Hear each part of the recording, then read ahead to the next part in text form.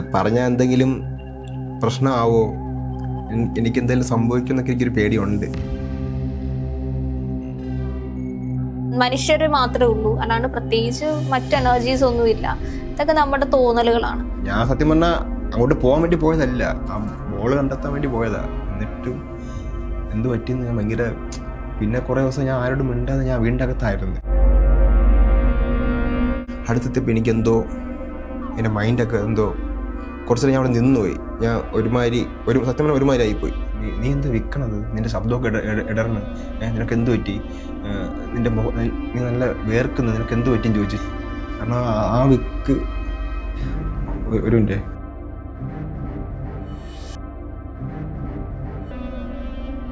ഈ രാത്രി കിടക്കുമ്പോൾ എന്നെ ആരൊക്കെയോ ഇങ്ങനെ ആക്രമിക്കാൻ വരുന്നു, എന്നെ ഇങ്ങനെ പേടിപ്പിക്കാൻ വരുന്നു എന്നൊക്കെ ഭയങ്കര വിഷയം ഉണ്ടായിരുന്നു. ഈ മരിച്ച പുള്ളിക്ക് ഇതേപോലെ വിക്കുണ്ടായിരുന്നു. അനൂപ്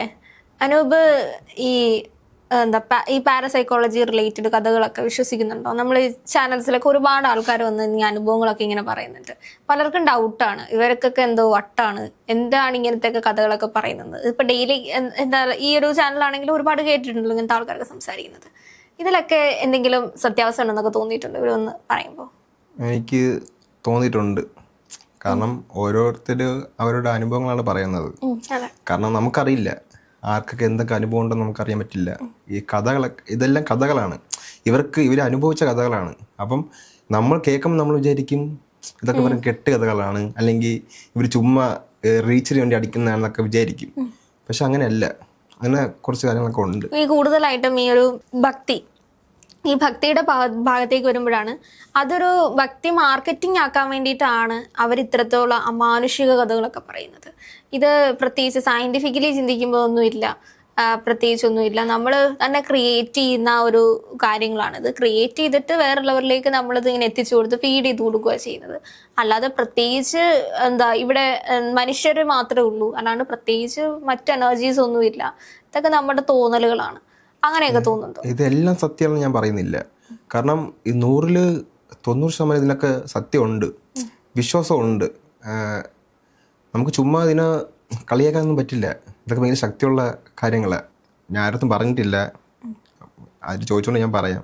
പക്ഷേ അത് പറഞ്ഞാൽ എന്തെങ്കിലും പ്രശ്നമാവോ, എനിക്കെന്തെങ്കിലും സംഭവിക്കുമെന്നൊക്കെ എനിക്കൊരു പേടിയുണ്ട്. പണ്ട് കുഞ്ഞിലെ വയസ്സെനിക്ക് ഓർമ്മയില്ല, ഒരു 8-10 വയസ്സാണെന്ന് തോന്നുന്നു. നമ്മുടെ വീടിൻ്റെ ബാക്കിൽ നമ്മളെ പയ്യന്മാരെല്ലാം കൂടെ ക്രിക്കറ്റ് കളിക്കും. അവിടെ ഒരു കാടാണ്, ഒരു കാട് സംഭവമാണ്. അവിടെ നടുക്ക് റോഡുണ്ട്, ഇപ്പുറ സൈഡും കാട്. അപ്പോൾ നമ്മൾ ഈ റോഡിൽ നിന്നാണ് ക്രിക്കറ്റ് കളിക്കുന്നത്. അപ്പോൾ നമ്മൾ 5-6 പയ്യന്മാരുണ്ട്. നമ്മൾ ഡെയിലി ക്രിക്കറ്റ് കളിക്കും. വൈകുന്നേരം ആകുമ്പോൾ വീട്ടിൽ പോകും. ഒരു ദിവസം ക്രിക്കറ്റ് കളിച്ചുകൊണ്ടിരിക്കുകയായിരുന്നു. കളിച്ചുകൊണ്ടിരുന്നപ്പം എൻ്റെ കൂട്ടരും ബാറ്റ് ചെയ്യുന്നു, ഞാൻ ഫീൽഡിൽ നിൽക്കുക, ഈ കാറിൻ്റെ അവിടെ ഫീൽഡിൽ നിൽക്കുക. അപ്പം ബോൾ നേരെ പോയത് കാറിൻ്റെ അകത്തോട്ട് പോയി. അപ്പം തിരയുന്നു, ഞാൻ അവിടെ നിൽക്കുന്നത്. അപ്പോൾ എൻ്റെ നേരെ ബോൾ പോയത് ബാക്കിലോട്ടാണ്. അപ്പം ഞാൻ അവിടെയൊക്കെ ജസ്റ്റ് തപ്പുന്നു, ആരും വരുന്നില്ല. അപ്പോൾ അവൻ പറഞ്ഞ് അനൂപേ പെട്ടെന്ന് നോക്കണമെന്ന് പറഞ്ഞ് ഞാൻ ഉള്ളിലേക്ക് കയറിപ്പോയപ്പം അവിടെ ഒരു ആരോ കുഴിച്ചിട്ടേക്കുക എന്ന് പറഞ്ഞാൽ മരിച്ച ആരോ അടക്കിയിരിക്കുന്ന സ്ഥലമാണത്. പെട്ടെന്ന് ഞാൻ കണ്ടപ്പോൾ പെട്ടെന്ന് ഇതാരും പറഞ്ഞ് കേട്ടിട്ടില്ല. എൻ്റെ വീടിൻ്റെ അടുത്തുള്ളതല്ലേ, ആരും പറഞ്ഞ് കേട്ടിട്ടില്ല. പെട്ടെന്ന് ഞാൻ അവിടെ സ്റ്റക്കായി. ഞാൻ ആരത്തും പറഞ്ഞില്ല. ഞാൻ നേരെ ബോൾ നോക്കാൻ പോയി, ബോൾ കിട്ടിയില്ല. ഞാൻ തിരിച്ചു വന്നു. എൻ്റെ ഒരു ചേട്ടനുണ്ട്. ചേട്ടൻ ചോദിച്ചു, ചേട്ടാ അവിടെ ബോൾ കിട്ടിയില്ല, അവിടെ ആരും അടക്കിയിട്ടുണ്ട്, ആരും ചോദിച്ചു.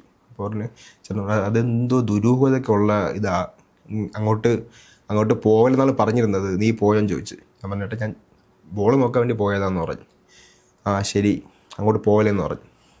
ശരി, ബോൾ കിട്ടിയില്ല. കളി അവിടെ അവസാനിപ്പിച്ച് അന്ന് വൈകുന്നേരമായി. ഞാൻ തിരിച്ച് വീട്ടിൽ പോയി വൈകിട്ട് ഒരു 6 മണി സമയത്ത് ഞാൻ എങ്ങനെ ഇരുന്ന് ആലോചിക്കുക, അല്ലെങ്കിൽ അവിടെ എന്തോ ഇതുള്ളത്, അതൊന്നും അറിയണമല്ലോ. അപ്പോൾ ആർക്കും അറിഞ്ഞൂടെ. ഞാൻ വീട്ടിൽ ചോദിച്ചപ്പോൾ അവർ പറഞ്ഞെന്ന് അത് പറയാൻ പറ്റില്ല, ഈ കൊച്ചു കുട്ടികൾക്ക് ഒന്ന് മനസ്സിലാവണമെന്ന് പറഞ്ഞു. ശരി, ഞാൻ ഇങ്ങനെ ഇരുന്ന് ആലോചിച്ചു. അപ്പം നാളെ കളിക്കാൻ ബോൾ വാങ്ങണമെങ്കിൽ എല്ലാം കൂടെ പൈസ പിരിച്ച് വാങ്ങിച്ചാലേ കിട്ടുള്ളൂ. അപ്പം ഞാൻ വിചാരിച്ച് അങ്ങോട്ട് പോയാൽ ചിലപ്പം അതിൻ്റെ സത്യാവസ്ഥയും ഒന്ന് കാണുകയും ചെയ്യാം, ചിലപ്പോൾ ബോളും കിട്ടിയാലോ. എന്ന് വിചാരിച്ച് ഞാൻ ഇങ്ങനെ അന്ന് ആലോചിച്ച് ശരി പോയി നോക്കാം. ഞാൻ ആരെയും വിളിച്ചില്ല, ഒറ്റയ്ക്ക് പോയി ബോൾ തപ്പണം എന്നുള്ള ഇതിലൂടെ ഞാൻ പോയത്. ബോൾ നോക്കി പോയപ്പം ബോൾ പിന്നെയും കിട്ടിയില്ല. ഞാൻ എൻ്റെ അടുത്തെത്തിയപ്പോൾ എനിക്കെന്തോ എൻ്റെ മൈൻഡൊക്കെ എന്തോ കുറച്ച് നേരം ഞാൻ അവിടെ നിന്നുപോയി. ഞാൻ സത്യം പറഞ്ഞാൽ ഒരുമാതിരി ആയിപ്പോയി.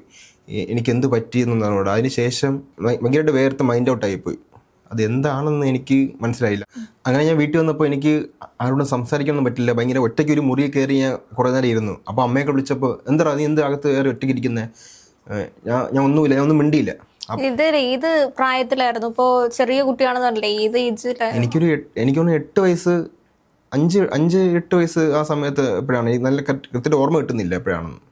എന്നിട്ട് ഇത് ആരോടും പറഞ്ഞില്ലേ? അല്ലെങ്കിൽ ഒരു കൂട്ടുകാരോട് അന്വേഷിച്ചെന്ന് പറഞ്ഞില്ലേ? അപ്പൊ എന്തായിരുന്നു എന്നാ പറഞ്ഞത്? അല്ല, ഞാൻ വീട്ടിലാരോടും പറഞ്ഞില്ല. പിന്നെ എനിക്ക് എല്ലായിടത്തും എനിക്ക് അപ്പം ആ പറയാനുള്ള ഒരു ഇതില്ലായിരുന്നു. എനിക്ക് ഭയങ്കര പേടിയായിരുന്നു. ഇതിന് ആരെങ്കിലും പറഞ്ഞ് എന്തെങ്കിലും ഞാൻ തെറ്റ് ചെയ്തോ, അങ്ങ് പോയില്ലെന്ന് പറഞ്ഞിട്ട് ഞാൻ അവിടെ പോയതുകൊണ്ട് എന്തെങ്കിലും തെറ്റായോ എന്ന് എനിക്ക് ഡൗട്ട് ഉണ്ടായിരുന്നു. അതിൻ്റെ ഒരു ഇതിന് ഭയങ്കര പേടിയായിരുന്നു. പിന്നെ ഞാൻ വീടിൻ്റെ അടുത്തുള്ള ഒരു ചേട്ടനുണ്ട്. അപ്പോൾ ഞാൻ പുള്ളിയെ ചോദിച്ചു, ചേട്ടാ അവിടെ എന്തോ പ്രശ്നം? അപ്പം ചേട്ടൻ പറഞ്ഞു, ചേട്ടാ അവിടെ മുമ്പ് ഇങ്ങനെ ഒരാൾ മരിച്ച് എന്തോ കുരുതിയൊക്കെ കൊടുത്തിട്ടുണ്ട്, കോഴിയുടെ തലയൊക്കെ വെട്ടിയാണ്, അങ്ങനെ എന്തൊക്കെ കഥ. എനിക്ക് കൃത്യമായിട്ട് ഓർമ്മ കിട്ടുന്നില്ല. അങ്ങനെ വെട്ടി, പിന്നെ അവിടെ പുള്ളിയുടെ അനുഭൂതി അവിടെ എവിടെയൊക്കെ ഉണ്ട്, അതുകൊണ്ട് അങ്ങോട്ടാരും രാത്രി ഒന്നും അങ്ങോട്ടാരും പോകാറില്ല എന്നൊക്കെയാണ് പറഞ്ഞത്. കുരുതി നടന്ന സ്ഥലമാണെന്നോ? എന്നാണ് ഞാൻ പറഞ്ഞു കേട്ടത്. എനിക്ക് കറക്റ്റ് അറിയില്ല. എന്താണ് ഇങ്ങനെ ഇതുപോലെ ഏതോ കോഴിയെ ബലി കൊടുത്തെന്നൊക്കെയാണ് പറഞ്ഞത്. ഇങ്ങനെ തലയൊക്കെ വെട്ടി ബലി കൊടുത്തു. പിന്നെ ആ രാത്രി എന്തൊക്കെയോ അനുഭവങ്ങൾ ആർക്കൊക്കെ അനുഭവപ്പെട്ടിട്ടുണ്ട്. അതാ പിന്നെ എൻ്റെ അടുത്തൊന്നും അങ്ങനെ ആരും കഥ ഒന്നും പറഞ്ഞിട്ടില്ല. ഞാൻ ഇങ്ങനെ പറഞ്ഞപ്പോഴും കൂടുതലായിട്ടൊന്നും എനിക്കൊന്നും പറഞ്ഞു തന്നിട്ടില്ല. അത് അപ്പൊ ആ കണ്ട ഒരു കല്ലറയായിരിക്കുമല്ലോ കണ്ടിട്ടുള്ളത്? കല്ലറയല്ല, ഈ മണ്ണ് മൂടിയിട്ടേക്കുക. കുറെ കാലമായി അത് കാണുമ്പോൾ നമുക്ക് മനസ്സിലാവല്ലോ, എന്തായാലും ഒരുപാട് വർഷമായി. അവിടെ ഈ നമ്മളവിടെ പനയൊക്കെ ഉണ്ട്, ഭയങ്കര വലിയ പന. അപ്പൊ ഈ രാത്രിയൊക്കെ എന്തൊക്കെയോ പ്രശ്നങ്ങളുണ്ടെന്നാണ് ആരൊക്കെ പറയാൻ കേട്ടത്. അങ്ങനത്തെ. ഇത് കഴിഞ്ഞ് വീട്ടിൽ വന്നിട്ട് എന്തായിരുന്നു? പിന്നെ എന്തൊക്കെയോ ശരീരത്തിൽ മാറ്റങ്ങളൊക്കെ ഉണ്ടെന്ന് പറഞ്ഞില്ലേ, എന്തായിരുന്നു? അല്ല, ഞാൻ ഇതേപോലെ ചോദിച്ചിട്ട് ഞാൻ വീട്ടിൽ വന്നപ്പോൾ എനിക്ക് ഇതിൻ്റെ ടെൻഷനായിരുന്നു. അയ്യോ ഞാൻ പോയ തെറ്റാണോ എന്നൊക്കെ ഇങ്ങനെ ആലോചിച്ചിട്ട് പെട്ടെന്ന് എനിക്കെന്തോ എൻ്റെ മൈൻഡൊക്കെ ഔട്ടായി. എനിക്ക് സംസാരിക്കാനൊന്നും ഈ ഒരു വിക്ക് പോലെയൊക്കെ എനിക്ക് വന്നു. അങ്ങനെ കുറച്ച് ദിവസം ഉണ്ടായിരുന്നു. അപ്പം അമ്മയൊക്കെ ചോദിച്ചു, എന്താടാ ഇങ്ങനെ? അപ്പം ഞാൻ പറഞ്ഞു, എനിക്കെന്തോ അറിയില്ല. പെട്ടെന്ന് എൻ്റെ വോയിസൊക്കെ മാറിയപ്പോൾ അവർക്ക് എല്ലാവരും കൂട്ടരെല്ലാം ശ്രദ്ധിച്ചു. 2 ദിവസം ഞാൻ വീട്ടിൽ നിന്ന് പുറത്തിറങ്ങിയില്ല. അങ്ങനെ എനിക്ക് ഭയങ്കര ഉൾഭയം ഉണ്ടായിരുന്നു. ഈ രാത്രി കിടക്കുമ്പോൾ എന്നെ ആരൊക്കെ ഇങ്ങനെ ആക്രമിക്കാൻ വരുന്നു, എന്നെ ഇങ്ങനെ പേടിപ്പിക്കാൻ വരുന്നൊക്കെ ഭയങ്കര വിഷയം ഉണ്ടായിരുന്നു.